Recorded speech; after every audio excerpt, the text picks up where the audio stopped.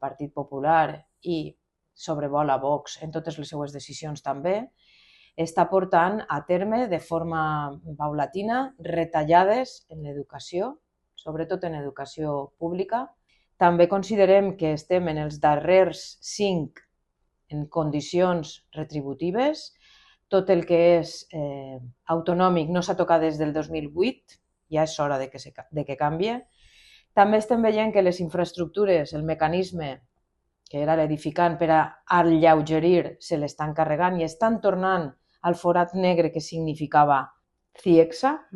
i també és un curs que comença amb un conflicte no existent i que han ressuscitat, que és el conflicte lingüístic, i des de Comissions Obreres, com sempre, estarem dient sí al valencià